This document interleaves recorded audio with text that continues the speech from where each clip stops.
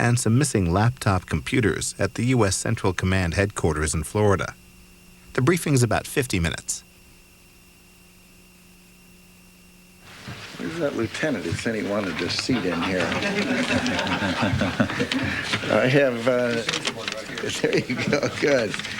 He must be busy working. General. I just have a brief opening statement. Thank you, Mr. Secretary. Earlier today, a U.S. soldier was injured while on patrol south of the coast.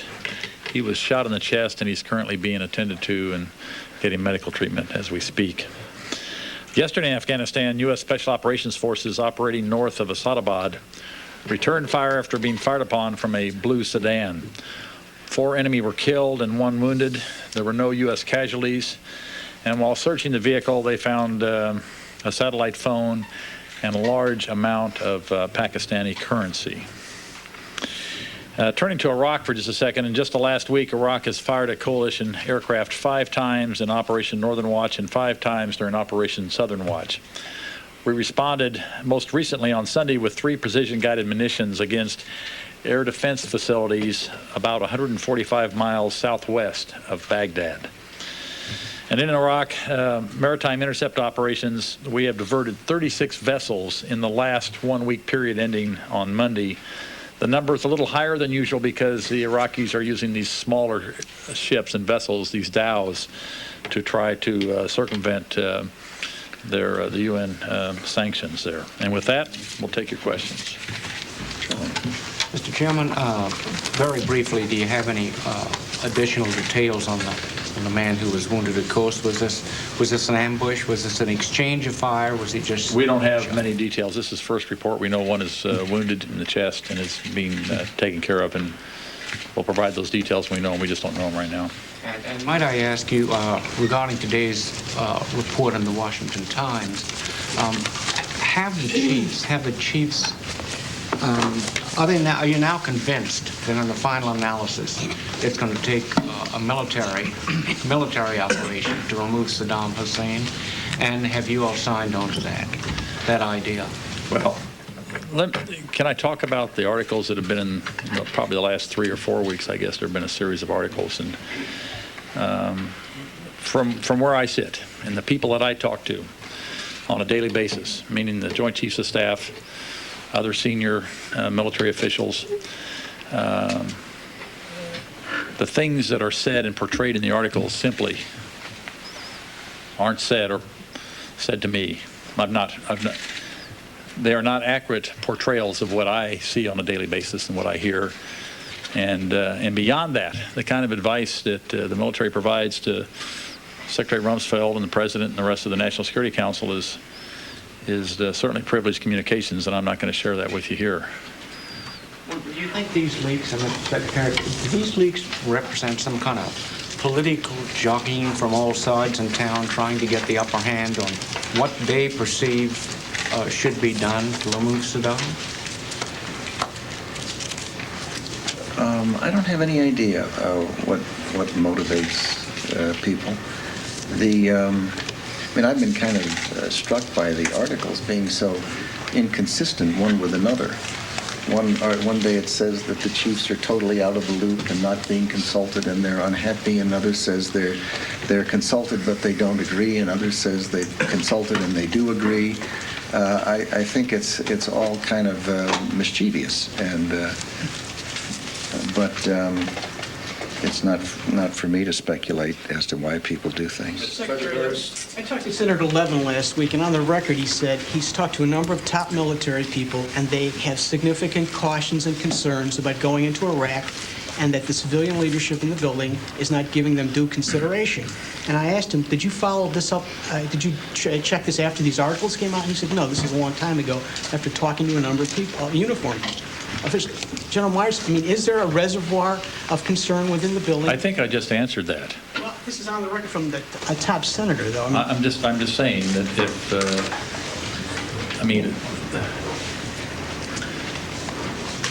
the way things are portrayed in these articles simply haven't occurred in front of me, okay? And I can't talk about our operational plans or what our advice is and so forth. But you can imagine if we were planning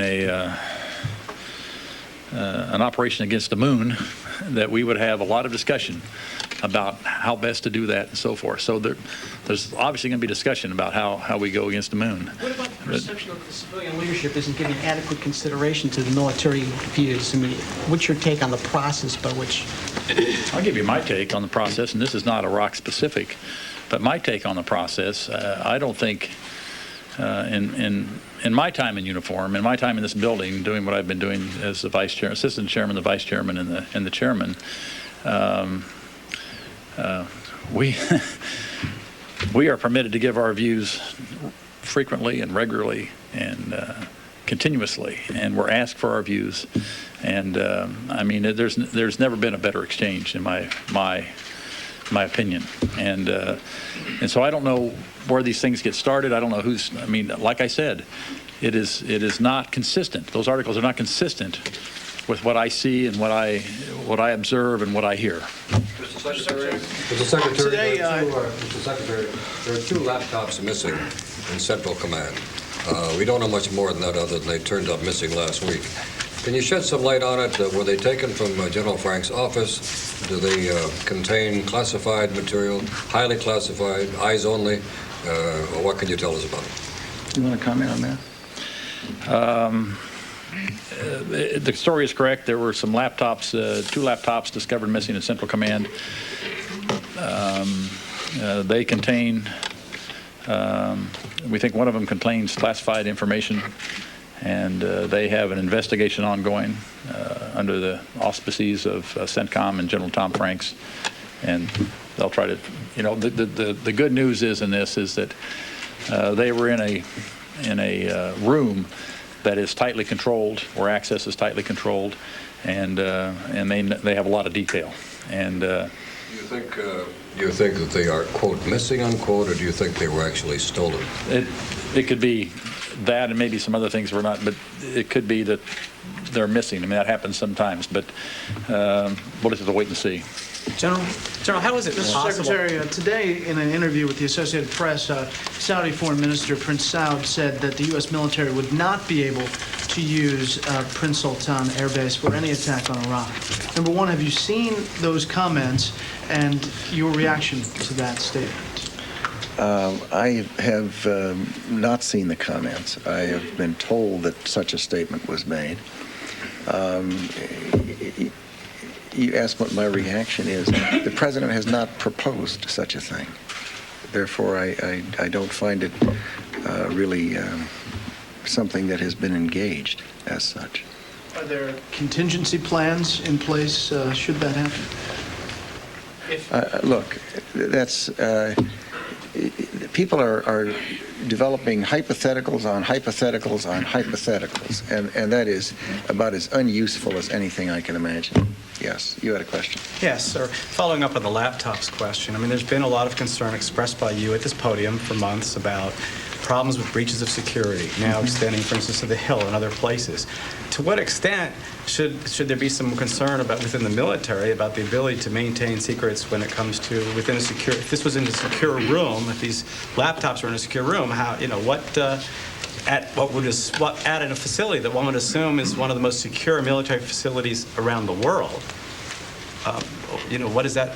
Is there a problem with maintaining? In the end, security comes down to individual responsibility. So if you have individuals that are willing to commit crimes, in the end it comes down to your trust and confidence in the people that work there.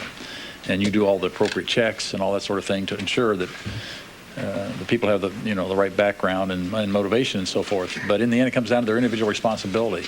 So if that was the case in this case, we'll find that out. If it was the case that they were taken off for maintenance and nobody appropriately logged that in, we'll find that out. So we'll just have to figure it out. Who had access to the rooms? How many people? And I think that's for CENTCOM to worry. That's not the sort of thing. That Tom Franks is worrying about that. Yes. Secretary, when it comes to this question of support from Saudi Arabia, can you just say generally, are you Do you remain happy with the level of support that you're getting from Saudi Arabia, and are you Oh, I do confident? indeed. Are you confident that if the United States were to have to take military action in the Persian Gulf region, that you would get the level of support that you need from Saudi Arabia? Look, there's the hypotheticals again. I'm not going to get into those. The first part of your question, the answer is of course. We have had a long, close relationship with Saudi Arabia. We have a good number of troops stationed there. We have an ongoing political and economic and military-to-military relationship, which is constructive and helpful to both countries. Has been for a long time. You've often said I had Crown Prince Abdullah here as my guest when I was Secretary of Defense in 1976. This is not something new. If I could quote one of the most prominent defense experts in this building, you, who said on many occasions you prefer for countries themselves to characterize their contributions to the war on terrorism. Mm-hmm. Is that particularly true when it comes to Saudi Arabia? Are they in No, it's true with all the countries in the coalition that have been helping us with the global war on terror and who helped in other activities. I think it's generally best for them to say first what they would like to say about how they're assisting, and that's fine. And then we tend to the extent it's accurate, we tend to accurately reflect it, what they've decided they want to say. If they're helping us in ways that are different from that and they prefer not to discuss it, that's their choice, and we can live with that too. We need all the help we can get. Mr. Secretary? Yes. Sir, two quick questions. One, according to the press reports, General Musharraf has said recently that what you and President and everybody in the U.S. have been saying, Osama bin Laden was behind 9/11 and other attacks against the United States. But he said, no, Osama bin Laden may have not been behind 9/11. Someone else. Now, are we going to look for someone else? Or do you agree with the General Musharraf's statement, sir? I have not seen a statement. There is no question but that Osama bin Laden has pronounced, and repeatedly commented on his pride in his involvement in 9/11. And second, sir, Saudi Arabia, as we know that they have been sponsoring or there were at least 15 of the terrorists who hit the United States were Saudi nationals. And two, even now Saudi government is sponsoring on paying money to the families of the suicide bombers. So where do we stand, or where do you put these recent reports with all these, what they have been doing? Well, there was an article in the paper about a briefing that took place here in the Pentagon, as I understand it. I don't know of any DOD employee who heard it, but I'm told that there was a French national, a resident alien who is connected to the RAND Corporation in some way, who I don't know, and who made a presentation at RAND's request, on Saudi Arabia and on the region generally. And there were some people from the Department of Defense Policy Board who heard it and invited this individual to come and make a presentation.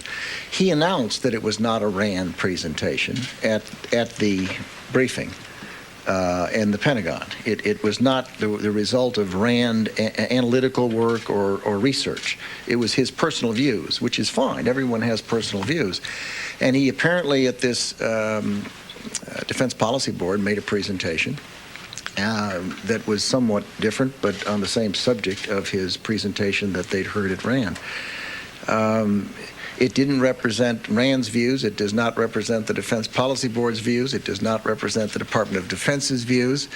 And no senior member of the Department of Defense was there to hear it. And the answer, I guess, is that with respect to Saudi Arabia, it is, as I've answered in the earlier question, a country with which we have a very close relationship. It is quite true that some of the individuals involved in 9/11 had Saudi passports. There were some other people with other passports as well. It's true that there are al-Qaeda in 40 or 50 countries around the world, and we all understand that. And we value and recognize the relationship we have with that country. General Myers, you had the soldier wounded today. You had the attack on the Afghan army post outside Kabul. There have been some other skirmishes recently. Does this show a increase in al-Qaeda and Taliban activity in Afghanistan? Well, there's been, obviously, in the last period of time, a short period of time, there has been, some increase. Whether that's a trend or not, you have to wait and see. But I think, as the Secretary has said, and I've said for some time now, that Afghanistan remains a dangerous place. And we know there are pockets of Taliban. We know there's pockets of al-Qaeda. And that's why we have patrols out there. I'm not surprised that our patrols are shot at. They're trying to hunt down the enemy, and that's what happens. So we'll just have to wait and see if this is, abnormal activity or a trend towards higher activity. I didn't finish a thought I had when I said he was a resident alien. My point was it was not a classified briefing. He doesn't have clearances, so there was nothing classified in the briefer's paper. And I may have said yesterday in the town hall meeting that it was a classified briefing, but it was not. It was a closed briefing, but not a classified briefing. Yes, Tom? I have a related question for the two of you, if I could, on this issue of the pushback among the services and civilian leadership. The civilian-military disagreements are things that pop up and we write about. Could you speak up a little? Of course. On the question of the pushback from the uniformed services, the reports of that. The alleged pushback. The alleged pushback. Splits and disagreements between civilian leaders and the military pops up from time to time, well documented. General Myers, I was curious. It tops up from time to time, not well documented, almost always anonymous. Pardon me? My question for General Myers is, with your experience, sir, do you see an evolution of that to greater disagreements, not between the civilian leadership and the uniformed services, but between the joint operations and the joint planning staff and the needs and desires of the individual services? And related to that, Mr. Secretary, yesterday at your town hall meeting... Why don't we answer that one? Sure. Will I get my second question, though? Depends on how well we answer this one. I guess it's to you, but it's an interesting question. It is an interesting question, and I guess I'd answer it this way, and Tom, see if I'm on the mark in understanding what you're talking about. Well, then I think I'll chime in on the second one if I think I know what Tom's going to ask, but because I've got a good answer for a question you haven't asked it. I hope you ask it. You guys get together ahead of time? No. But, well, not on this. We're together all day.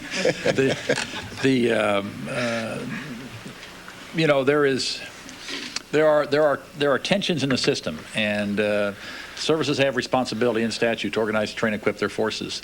There are other statutes out there that say the combatant commanders employ those forces, and as you try to become more joint, in the term we use, in using all services capabilities in a way that a joint commander can orchestrate it in a way that makes them most effective on the battlefield. Clearly, there might be tensions in many different levels. There may be programmatic tensions. What new systems are being fielded at what pace, who's putting money into what program. There may be tensions on what is the operational concept, the joint operational concept.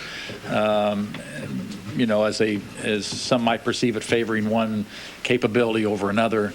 Certainly those exist, and they're worked out. There's several well-developed processes to work those out. So, they do exist. We have great debates. I would submit, my personal philosophy is that it's good to have the individual services because each of them brings with them a unique culture and unique capabilities. And because you have competing ideas and competing systems, that competition breeds excellence. If you didn't have that, you might wind up with solutions that just aren't the best you could have. So I think this is healthy. This is good. I think the American people ought to be happy that we're having these, if that's what you were getting at. I think I'd like to elaborate on it. I agree. The problem is you have the four services coming up straight. And up here, you need to have joint warfighting capability for the Sinks. What happens right in there is either going to be a result of, as the general suggests, constructive tension, or it's going to be a train wreck. Either you get these four services to not have each their preferences all the way up, and not have them come together in a way that's joint, or you, as the general says, find mechanisms that help to pull them together. And it's that is where the tension occurs.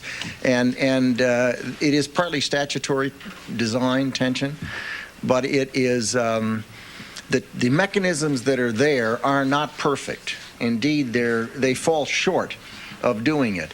And what we need to do is to get these 4 services not pointing straight up, but starting to point towards joint efforts earlier at a lower level.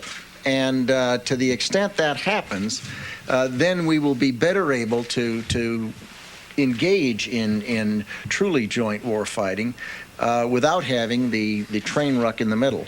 I think we're making good progress on it, and I think your question points to exactly where the tension is, and it is not a matter of civilian military. It is a matter of the service coming up, and then the need to get them all through the needlehead so that the sink, who doesn't care where he gets his power, air power or power to put pressure on a target, he doesn't care if it comes from land, sea, or air. And these processes we work are not just military or just civilian. We're integrated and intertwined in very routine and very profound ways. If that's okay to add. You had a second question. I could, yesterday at the town hall meeting, you used the metaphor of when the phone rings, how whoever's on the other end better be joint, interoperable, ready, and you said if not, the phone may not ring. Did you have any special service, combatant command unit, or specialty in mind for whom the phone may not be ringing? No. What we've been anyone that's not relevant, any element of the armed services that fails to transform, that is not pointing towards something that a sink can readily use, is not relevant in that fight. And now everyone does not have to be relevant in every activity. But I can't think of anything worse for a professional military person who puts their life at risk, who spends a career caring about their institution, and then in a moment of crisis is found that they have organized, trained, and equipped for something that isn't happening. And that is something that I've talked to our NATO allies about. It isn't just joint, to be honest. It's joint and combined. That is to say, bringing together other countries as well so that we can operate effectively together. But I think it's just, I think General Shinseki said it about as well as anyone could say it when he said, if you don't like change, you'll like being irrelevant even less. Mr. Secretary, there has been a cavalcade of American allies and friends that have not expressed support for an aggressive approach towards Iraq. The kind of aggressive approach that the President and the Vice President have been talking about almost daily. Are you concerned at what appears to be the response from so many different countries that the United States is friends with? Do you feel that the American campaign to convince friends and allies of the wisdom of the direction that the President, the Vice President, and you have discussed, do you feel that campaign is going as you had hoped it would? Long way to go? Can you help us assess? Normally, when there's a frenzy, it works itself up into a peak, and then it tends to exhaust itself and come down. I suspect that that's what we'll be seeing over the coming days with respect to the subject of Iraq. It is almost not possible in this town today to have a discussion on any other subject, it seems. I don't know quite what the answer is. I have said here, and I believe that the President has not made judgments with respect to this. Therefore, expectations and analysis about what amount of support he's getting for something he's not asked for support for is a little hypothetical for me. I would say that what is really kind of happening and ought to be happening and is very constructive is a discussion of the reality that the democratic countries of the world today in the 21st century are living in a world where weapons of mass destruction exist and are proliferating. Terrorist states have them, and terrorist states have relationships with terrorist networks. That means that reasonable people have to expect that there will be an event involving a weapon of mass destruction at some point in the future. The thing that people are wrestling with is, what does that mean? How ought democratic states to behave when their margin for error has shrunk and the risk for being wrong is no longer hundreds or a few thousand people, but potentially tens of thousands or hundreds of thousands of people? And that issue is not an easy one. Clearly, it calls for nations to engage their political capabilities, their economic capabilities, and, as we've done in Afghanistan, our military capabilities. It is something that people have to consider. And they have to consider, what are the penalties for acting, as some say, in a self-defense way, but in a anticipatory self-defense way, or a preventive or preemptive self-defense manner.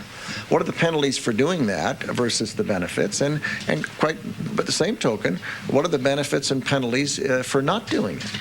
And we know pretty clearly, if we're dealing with weapons of mass destruction, that the penalties for not dealing with that type of a problem successfully, whether political or economic or military, can be quite severe and serious. And I think that it is that is being elevated to some extent, but it tends to get deteriorated into a particular situation of one country or another, and who's for it and who's against it. And I would say that we're at a relatively early stage in the dialogue, the international dialogue and discussion and debate on this issue, and I think it merits thoughtful comment rather than trying to particularize it with a series of hypothetical compound questions, if there is such a thing. We'll grant that the President and the Vice President have been talking about what to do about Iraq on an almost daily basis. Well, the problem I've got is I didn't come down here and say a word about Iraq. And you could also say that today I've been talking on it. Why? Because I have been told by the press corps that you like someone to come down and brief every week. And so we try to feed that appetite, but if the appetite is for nothing other than Iraq, then all I could say if I came down is, rather than being accused of fitting into the category you're lumping the President and the Vice President, I'll answer on anything other than Iraq. But I decided not to do that. Rather, I tried to elevate it up above Iraq and look at it on a broader basis, because I really believe that if there is an event that occurs a month, 6 months, a year from now, and people look back, they will say, oh, I wish I'd had that discussion. I wish we'd considered that. I think we should have given more serious thought to that question if we're putting at risk tens or hundreds of thousands of human beings. And what could we, as democratic systems that don't covet other people's land, systems that aren't running around killing innocent men, women, and children, systems that don't make war on each other, how do they live in a world where terrorist states and terrorist networks have and are getting weapons of mass destruction? What ought they to do? That's a very important question. And I think it's a good thing that countries are talking about it. And if one wants to say, well, at this particular moment in history, the stars and the moons are not all lined up behind one person's view or another person's view, that's fine. There ought to be a good discussion and debate about it. And I think the Senate ought to, and the House ought to discuss it as well. Can I stay on that plane with you, Jack? Just another piece of this that, and I've discussed this with the Secretary, but it used to be in the Cold War, we used to talk about intent and capabilities, and we could never discern intent. That was always sort of a mystery, but we knew that our old foe, the Soviet Union, had certain capabilities, so what we did was build to those, counter those capabilities.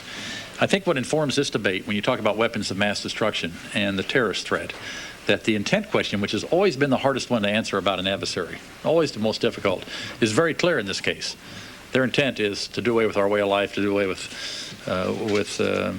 our freedoms.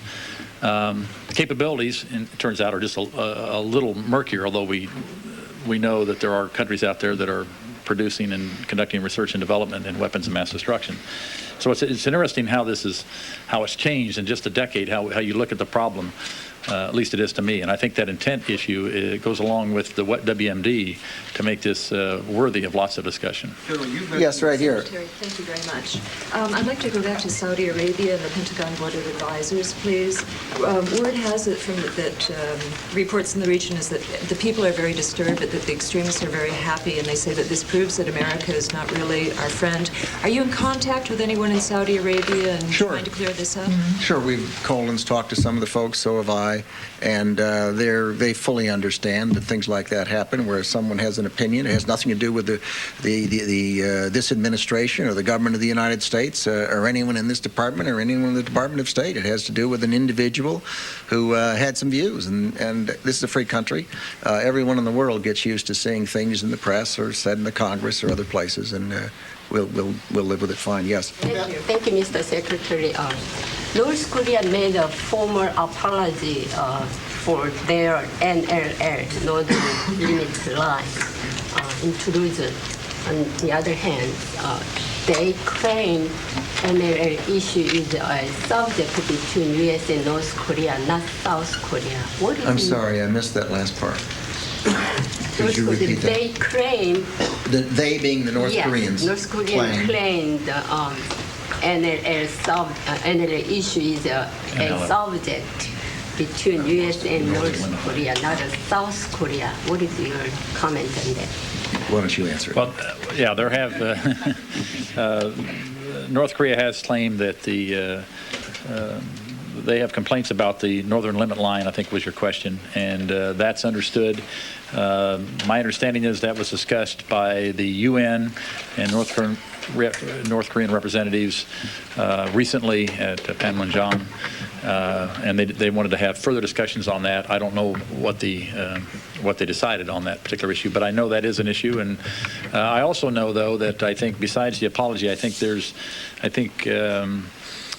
Korean forces and the United Nations Command, who will be helping conduct the salvage operation of the South Korean ship, I think there's general agreement by the North Koreans that they will support that salvage operation and not turn that into an incident. So, could you just go back to the top of the briefing for a moment? You outlined a series of events that have occurred in Iraq that indicated uptick of activity. Can you just give us a general idea about what you think it means? What should we take? What should we read into that? What is it? What's going on there? What does that represent? From time to time, when I have a statement, I like to mention, we were focused so much on Afghanistan for a while. I like to mention a few things that are going on in Iraq and to remind you and the American people that we in fact have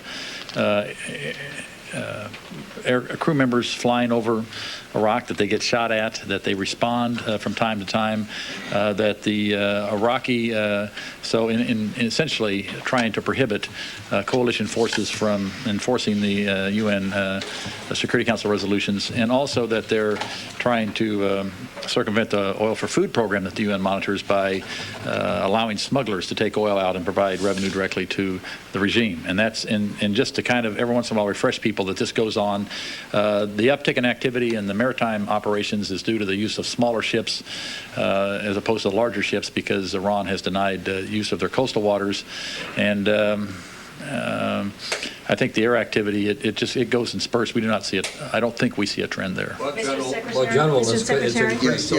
Yes, in front. Just to follow up when I get No, I know when Plum gets to On Afghanistan, what do you foresee now as the future for U.S. troops in Afghanistan? It's been sort of quiet, other than these few little latest skirmishes. If the troops are running out of searching for al-Qaeda, are they going to be moving into more security areas? What do you see as what's going to be happening in the future in Afghanistan? Well, that's an important question, and General Franks has briefed on the fact that he believed that we would move through several stages in the Afghanistan effort, and that we are now in the third stage, and it is the task of trying to deal with the relatively small pockets of remaining al-Qaeda and Taliban. And So that level of effort, as you can tell by just watching things from day to day, is coming down. There are still incidents, and there will continue to be incidents, but what's happened is the presence and security presence of the coalition forces, the ISAF, and the U.S. forces with the coalition forces has been contributing to a more stable country. It also has served as a deterrent to Al-Qaeda and Taliban coming back in. As we moved away from the heavy war portion of it and the kinetic aspects where there was bombing and ground forces and various major efforts occupying cities, as we moved away from that, the coalition forces and the ISAF have been focused more on humanitarian activities, on civil works assistance. They've been focused more on helping to train police and border patrol. The ISAF, for example, has been helping to train some of the Afghan National Army. The United States has, the French have, others have. And it is kind of migrated from a less conflict and less battles, minor skirmishes, into more of the latter, more of the civil works and humanitarian and just providing security in the area. And at some point, we will end up in the fourth stage where it will be essentially that, but still have to do some of the going after pockets of Taliban and pockets of Al-Qaeda to the extent they are found. And General Myers, your thoughts about moving more into the security realm? Well, I think the Secretary, I think he covered, I think it's absolutely right. I think, and that's, there's discussion ongoing right now with General Franks and the Secretary and others in government about, where are we and how do we move to the next phase, if you will. I mean, we simply did not go through all this to then turn around and say, well, that's that, and let's let it turn right back into a training camp for Al-Qaeda. We can't have that. This was planned. I mean, this is it was event driven, so you can't say on a certain date.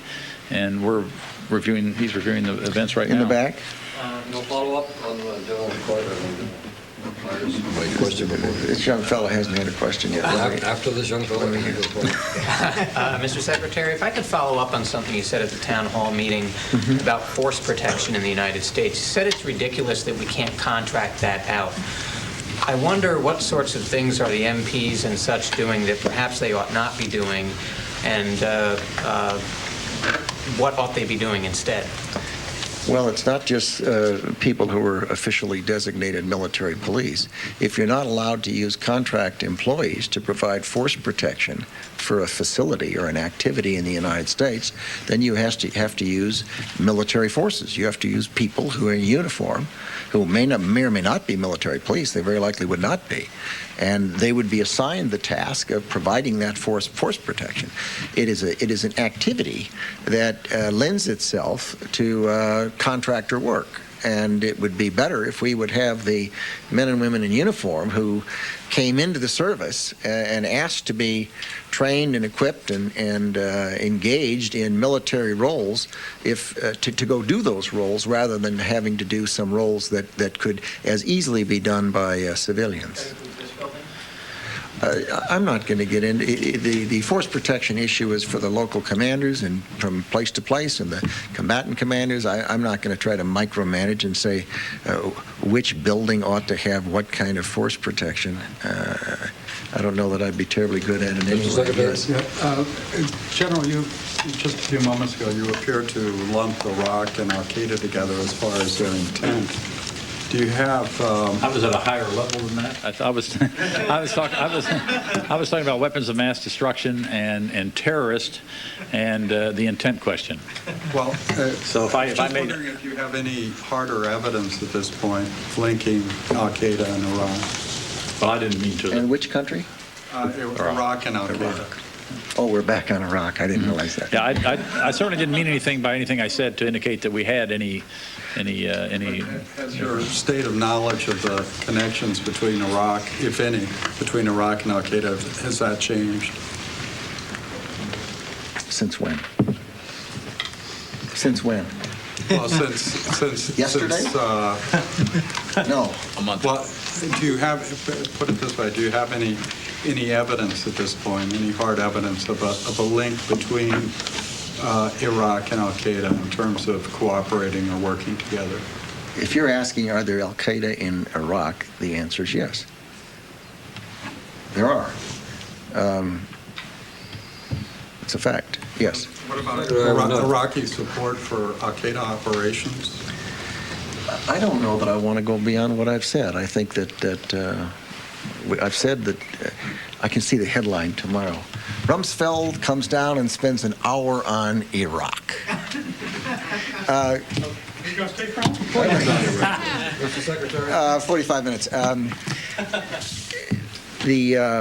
I mean, the fact is, when we went into Afghanistan, a lot of al-Qaeda left. A lot were killed, a lot were captured, and a lot left.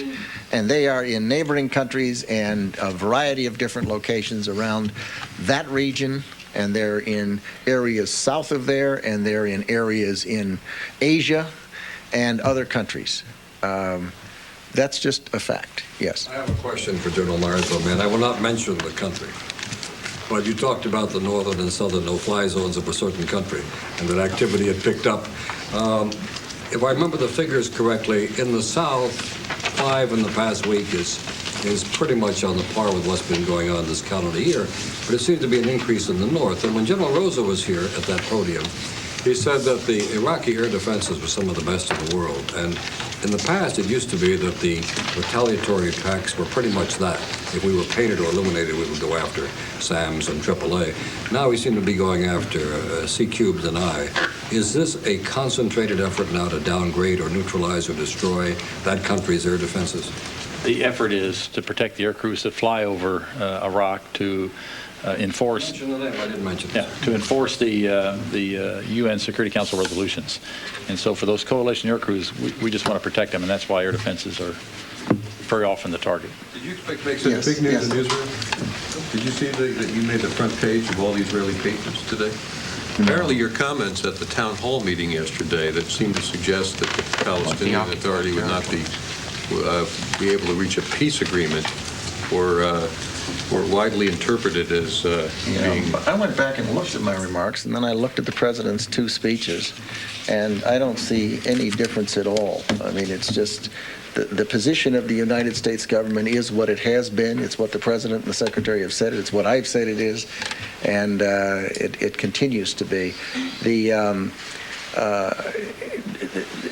There are people who love to look for some word that is not in exactly the same place as it was in someone else's mouth. And but I can't find a dime's worth of difference between what I said and what they've said. And there is no difference in the policy. And if some country or some writer wants to pretend there is, I suppose that's their privilege. Mr. Secretary, follow on Tom Schonker's story about the tension between... Whose story? Tom, his question. Tom's question about the tension between the SINCs, the combat commanders, and the service chiefs. The governing doctrine... Wait a second. Let me calibrate that slightly. The tension is not between them. It's between their responsibilities. It is the fact that the services come up this way with their roles under the statutes, and the SINCs have their responsibilities, which is to take capabilities from all 4 of those and see that they mesh into a coherent whole. So it'd be wrong for people to go out of here and say, oh my goodness, there's a big fight between the SINCs and the chiefs, because there isn't.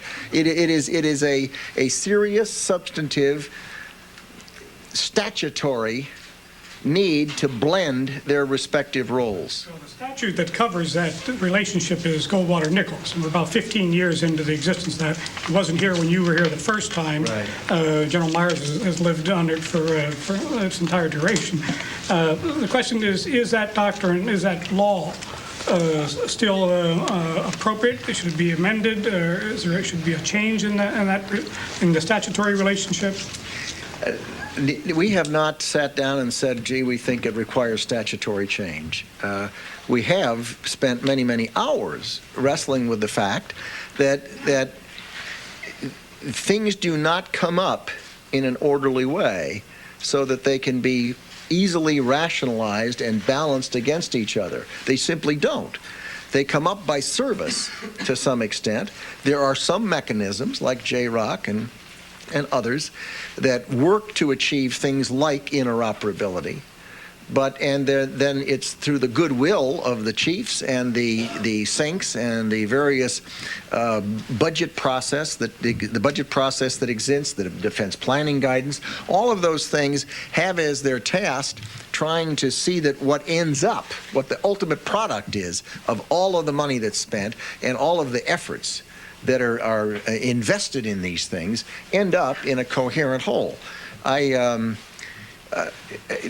I don't know quite what the answer is, and I would like to find a way to have the services, as they do their work, begin pointing at an earlier stage, begin pointing towards what necessarily has to be the final product, a set of capabilities that the sinks can draw on to defend and deter for our country. The later it comes up, the straighter it comes up, and the later it is before they start pointing towards that desired outcome, the sharper the curve has to be, and the greater the grinding that occurs in the budget process. And I think I've explained it brilliantly. I use concrete, but that's okay. Based on your comments today, should those in the apparently Iraqi-obsessed media and on the Hill conclude that we're as likely to go after other nations harboring terrorists or with links to terrorists as Iraq? Not less, not more, just as likely? Wouldn't that be delightful? Such as Saudi Arabia. Oh, my goodness, no. Secretary, you do use the occasion, you flay the press on what you call the obsession with Iraq, and yet you do use the occasion to make the point that there are Al-Qaeda in Iraq. Are there Al-Qaeda? I was asked. I didn't make the point. I didn't use the occasion. I was grilled by your colleagues, and I needed to respond honestly and directly and forthrightly. Are there with the blessings of the Iraqi leadership? You'd have to ask them. Are they in Saudi Arabia? Are Al-Qaeda in Saudi Arabia? There are Al-Qaeda in 50 or 60 countries. There's no doubt, but they're in Yemen, they're in Saudi Arabia, they're in the United States, they're in Iraq, they're in Iran, they're in Afghanistan, they're in Pakistan. They're undoubtedly in some of the northern countries above Afghanistan where they've fled. They're undoubtedly in Southeast Asia. I mean, they're all over. There's thousands that were trained in Afghanistan alone. Previous question, it was a good one. What was it? Should we infer that since you don't like us to talk about Iraq, that there are equal, it is at least as likely or maybe as likely? Oh, that question. Please just shrink it down to the other two countries that were in the Axis. As you know, those are not decisions that are made in this building. They're not decisions that are made by General Myers or Don Rumsfeld. The president has said that he thinks that terrorism constitutes a serious danger to free people. And he has said that he thinks that countries that harbor those terrorists ought to be persuaded not to do that. There we are. Thank you very much. Thank you. General Myers, what have they ever done? What has the room done? I was to a new hypothetical time. Myers advocates the technical.